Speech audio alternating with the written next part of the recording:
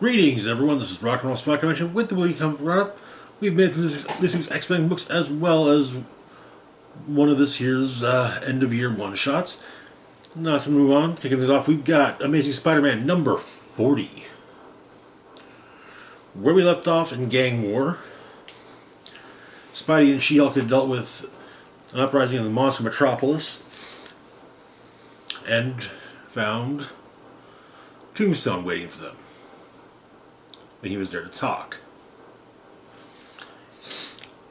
Tombstone's daughter, the Beetle, has taken control of his gang, as until recently he was hospitalized following an attempt on his life at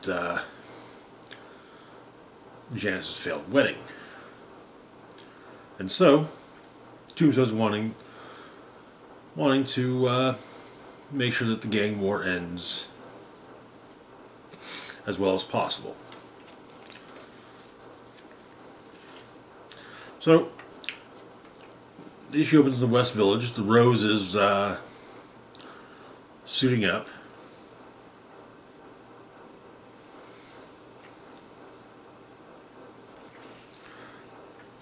And he's going to make his move. Intending to go after Janice Lincoln. So the Meatpacking District, the Tracksuit Mafia, I love that they showed up, are about to attack the Inner Demons, but Tombstone shows up.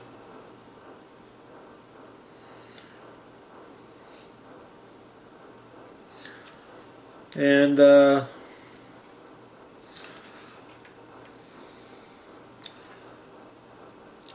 She-Hulk, Spider-Man, and Tombstone take down the tracksuits. The Inner Demons go on to take on Lady Elon's vampires in the East Village. When Spider-Man somewhat suggests taking down the Inner Demons as well, but Tombstone points out that if they do, then Lady Elon will overrun downtown, and we don't have to fight every battle type of thing, which She-Hulk says makes sense. That said, Tombstone's goal is ending the war quickly, and after all, it's his world. He sees all the plays. Downtown, Madame Mask is continuing to gloat over Hammerhead. Pulls out his phone, but she tells him to call all of them. In Harlem, Janice is suiting up with a modified Beetle costume, which does look a bit scarier. White Rabbit tells her that tells Janice she looks like she means business.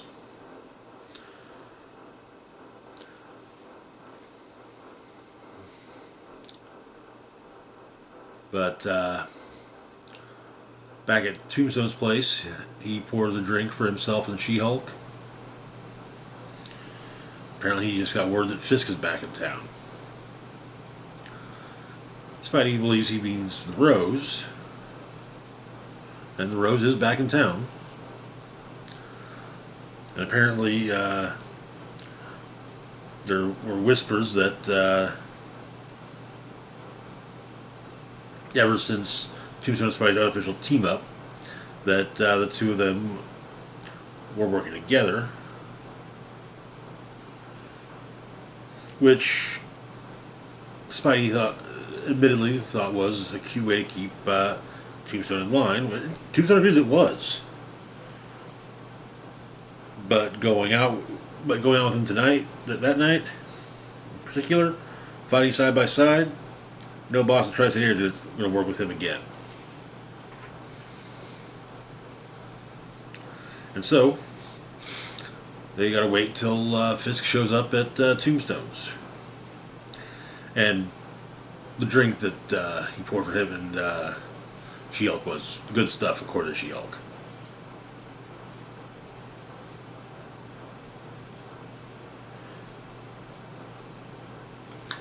At Madame Mask's, formerly Hammerhead's, Maggie and goons show up.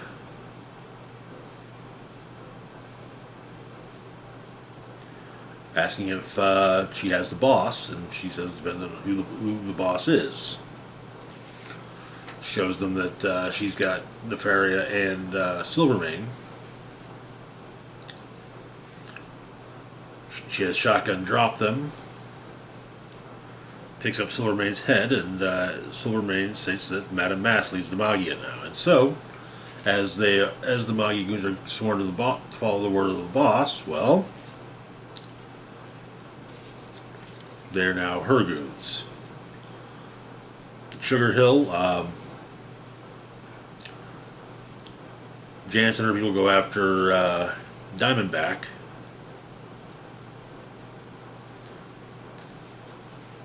However, the Rose is beating her to it. While Fisk arrives at Tombstone's place. And it's not the Rose, but rather Wilson Fisk. And as well as his wife, Typhoid Mary, newly returned from Vanaheim, and a whole bunch of Hellfire goons. And that is where the issue ends. Okay.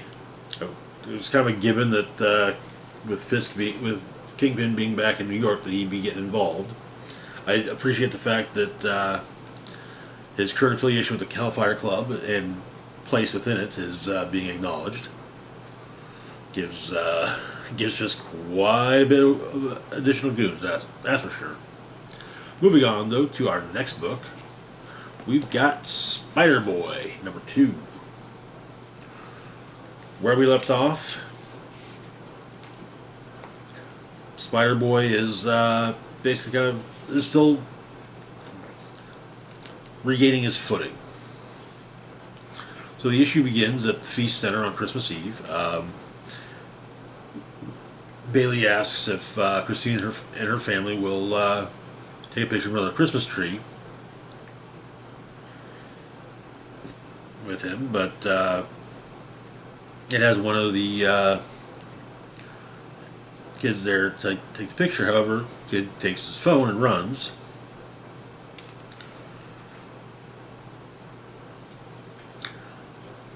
However, before he can get his phone back, he has a flash of a spider sense of someone working at the Feast Center being in trouble with Taskmaster. So Spider-Boy tries to figure out what's, just who it is that gets in trouble with Taskmaster, ends up on a government chopper with none other than Captain America.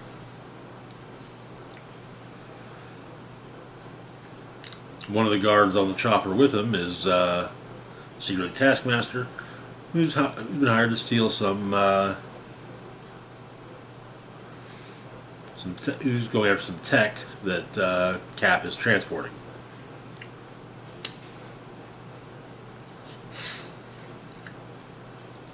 Cap and Taskmaster duke it out, and I mean they're fairly evenly matched just because of the fact that Taskmaster knows all of Cap's moves. That said,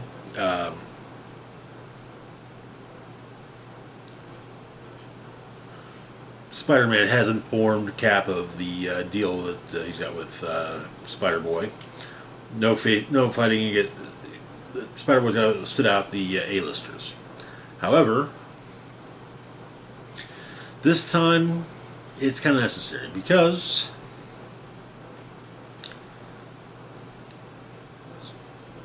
Taskmaster's never fought Spider-Boy. So Spider-Boy can actually get hits in, and though Taskmaster does note that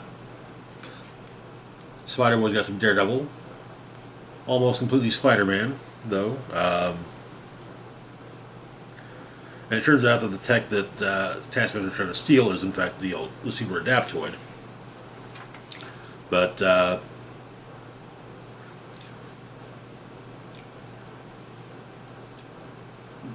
Spider-Boy manages to basically get Taskmaster right to the door of the chopper. Cap kicks him out. Of course, Taskmaster has a jetpack under his cape and manages to escape with the severed hand of the Super Adaptoid, who has been hired by Killionaire to steal. But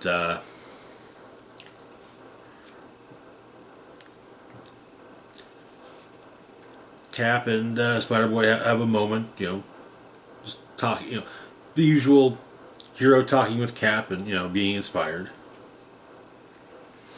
Our backup story, but that's where our A story is. The backup story, though, at the Macy's Day Parade, I'm not sure if it's at a Thanksgiving parade with floats.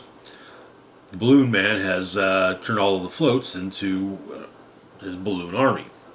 Spider-Boy and Squirrel Girl have teamed up to stop them, but Santa helps out, saving, getting civilians out of the way.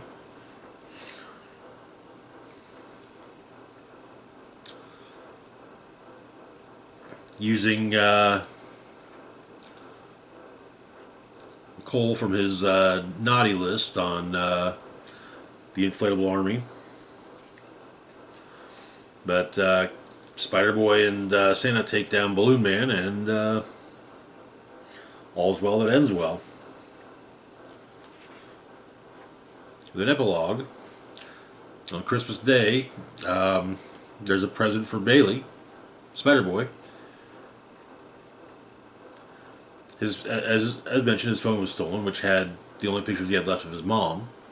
Well, now he has a picture of him and his mom together, leading Bailey to think that, after it was apparently actually Santa that he was working with during the parade, so seems like Santa got him just what he needed for Christmas. But that is where the issue ends. Cute issue. I like that Marvel's making a point of integrating Spider-Boy into the larger universe, but with having him working with non-Spider-Man characters. Moving on, though, to our next book, we've got Superior Spider-Man number 2. Where we left off, Supernova, a former lab assistant of the Dr. Octopus-controlled Spider-Man, had gotten loose because, well, Ock accidentally broke her out. Went after Spider-Man because she thinks it was Spider-Man that imprisoned her. And Spider-Man managed to get away from her by hiding in a crowd, by taking off his costume, basically completely masking him. One of Doc Ock's Octoids, however, saw Peter taking off the mask. Doc Ock learned this and saw this and regained all his memories of his time as Superior Spider-Man. And so now Supernova is trying to find Spider-Man, basically trying to be as much of a threat as possible, while a young woman named Anna knows Supernova, because perhaps she can get through to Supernova. But Supernova sees Spider-Boy in the crowd and tries to ask him where Spider-Man is. She goes after Spider-Boy, and Peter tries to intervene, though Doc Ock grabs him, revealing that he now knows that Peter is Spider-Man.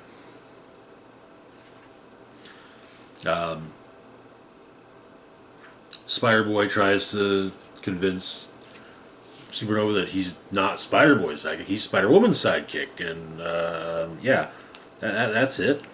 But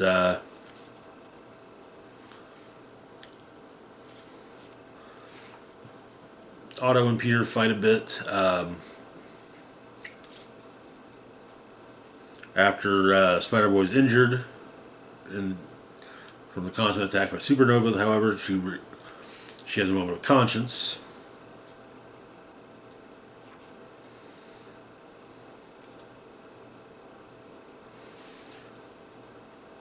And Anna shows up, distracting Otto so that Peter can kick him in the nuts. And Supernova comes upon Peter and Anna, recognizing Peter as being a friend of Spider-Man, designs his tech, and Anna having been the person who talked Supernova into working with Spider-Man. They want to know where Spider-Man is, but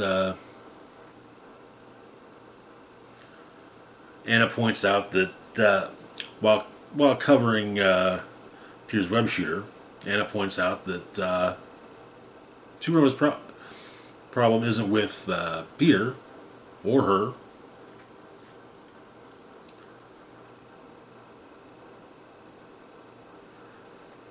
And manages to talk down, like I said, manages to talk her down, and so Supernova takes Anna and flies off while Peter goes to check on Spider-Boy, taken to the hospital.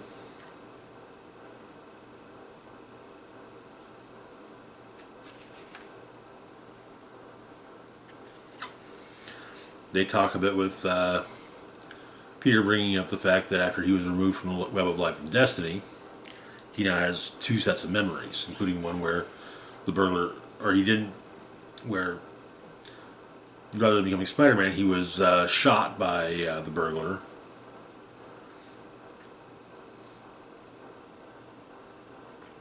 And got to live spend much more of his life with Uncle Ben. While leaving the hospital, however, Doc Ock shows up, tosses him the Superior Spider-Man costume, as Ock suggests that Peter put on the old Superior Spider-Man does to save Anna. And that is where the issue ends. Interesting. I have to admit, I'm kind of glad that this didn't end up just being an excuse to put Otto's mind back in Peter's body. I wasn't keen on the idea in the first place. I still don't think I am, even looking back at it in hindsight. But having Peter have to deal with the fallout of further deal with the fallout of the Superior Spider-Man era, I can dig it. Moving on, though, to our next book, we've got Spine-Tingling Spider-Man, number 3. Where we left off, Peter, without his powers, appeared to be a nightmare house where J. Jonah Jameson, Mary Jane, and Aunt May were all being tortured. Upon saving all of them, however, each of them turned on him, and so he's now on the run from them.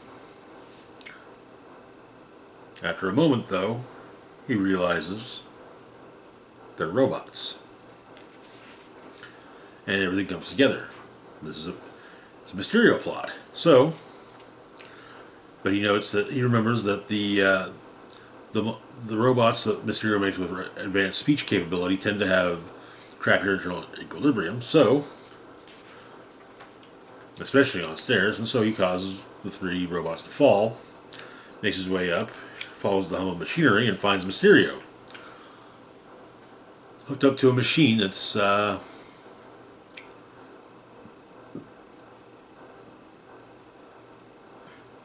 and clearly not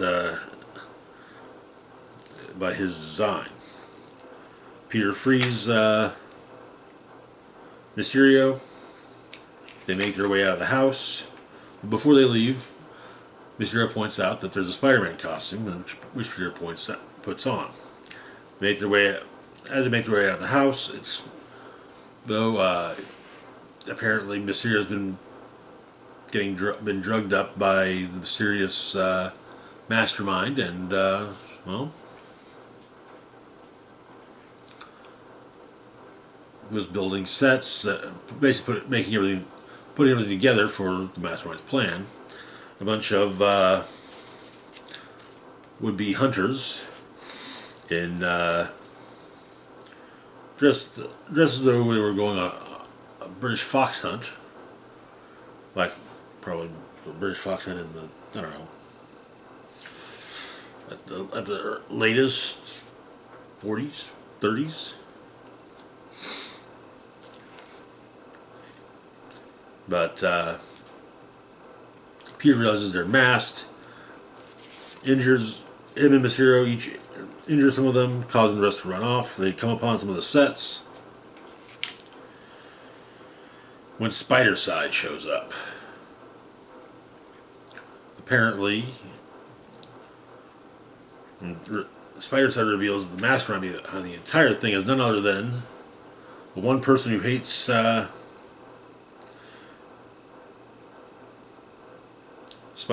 even more than Spider-Side does. The one that he's going to hate even more than he hates Spider-Man as well. The Jackal. And that is where the issue ends. I gotta say, it's kind of cool seeing Spider-Side return. Been seeing him quite a bit in a few things. He popped up in the Ben Reilly Spider-Man mini a few years ago. Yeah, it was a flashback one, but you know, maybe Spider-Side might make a comeback in a normal continuity Spider-Man book. Who knows? We'll see. Moving on, though, to our last book for the moment, we've got Daredevil Black Armor, number 2. Where we left off, Daredevil, operating under the civilian alias of Jack Batlin, was investigating a string of kidnappings in Hell's Kitchen. People just seemingly disappearing. But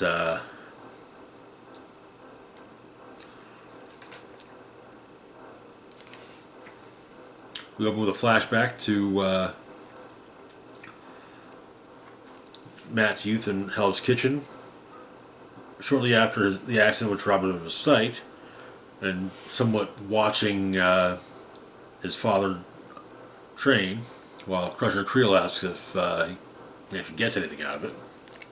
Creel then offers to help Matt learn as well. So, in the present, which is still technically the past at this point, Daredevil is meeting with Spider-Man, who isn't sure if he should be trusting this Daredevil, but he does point out that new Daredevil isn't triggering a Spidey sense, so at least there's that. But Matt gets some more information about the disappearances, including the person he's talking with stating that Jack's probably a good bet to be taking these disappearances.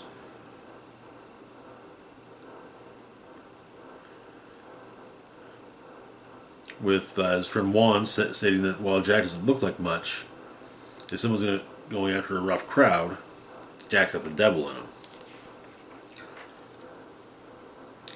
Meanwhile, his neighbor Randy comes upon a group of kids. He's trying to say that one of them is going to be abducted as an unmarked van shows up and Sabretooth pops out, saying that everyone of the group appears to need a ride. At the train yards, Spider-Man actually said which train yards.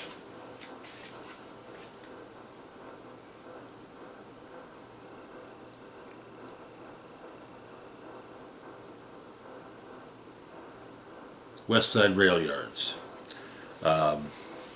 Daredevil shows up to investigate, having been told something was going on down over there by Spider-Man. Though shortly after he makes his presence known, Hobgoblin shows up. Daredevil and Hobgoblin duke it out. The train car that the recent kidnapping victims are put into starts to head underground. Daredevil follows, running into a group of moloids before running into Sabretooth. It becomes a tag team match between Sabretooth and Hobgoblin. Daredevil gets knocked out and awakes in a cell, stripped down to his boxers. Only he's not alone. The Mole Man's there with him, also a prisoner.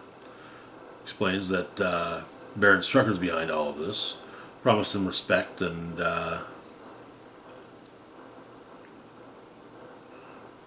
privilege, and of course betrayed him.